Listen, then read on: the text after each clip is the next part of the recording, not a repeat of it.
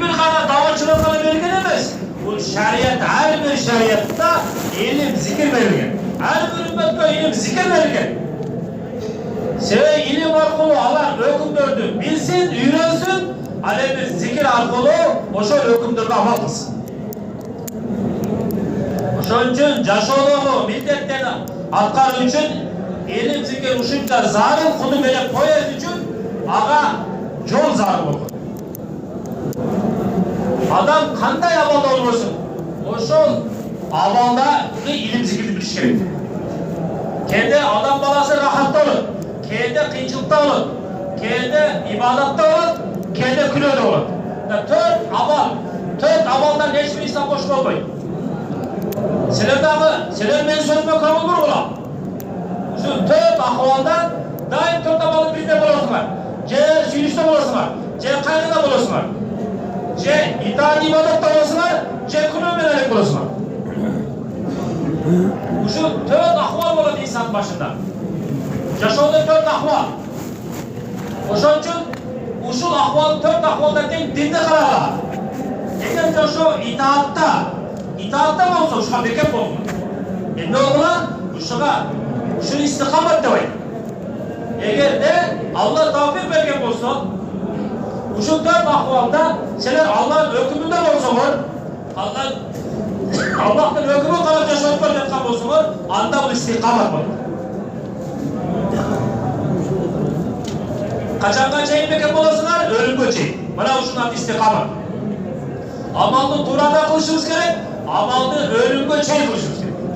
Buna uşun cevap geçirin. Amal tuğra olan elimizi gelmeden. Boşan ölümge çayın alt geçiriz gerek. Buna uşunca şovun negizli maksatı. وَلَا تَمُوتُنَّ اِلَّا وَاَنْتُمْ مُسْلِمُونَ. Seler ölgün kezde, seler Müslüman bolmana valla seler ölüm görsün. Demek İslam'da ölümge çayın bekir, turuktuğu kalmakla. İslam'da ölümge çayın bekir bolmana. Amal türlü olur. Amal türlü olur. Anın yolları da türlü olur. Anın vaktları da türlü olur. Misal Bağımlı namazı, anın vağı, anın okudurgan yol olsun. Peşin namazının vağı başka. Oşun üçün ilimden bolusu zarı. İlim bolsa, amalın tuğra vaktısında tuğra yolundan karalamız. Rivayette gelir, Peygamber sallallahu aleyhi ve sellem bağımdattın ekreke sünnetine öntör beken bolu dedi. Sapanda olsun, üyde olsun, kaldırmay dedi. Bağımdattın eki sünneti, ekreke sünneti, dünya cana dünyada elinde oluşunun barına çakıştı. Peygamber Roşon'un bekendiğini ayda dedi. Bir misal veriyor otam. Peygamber Roşon amaldın, faziletini aydı. Al amaldın, hakkında durgan yolun aydı. Bana ilim bolsa şunu biliriz. İlim bolmasa kayakta biliriz. Bağımdattın namazı gereken sünneti.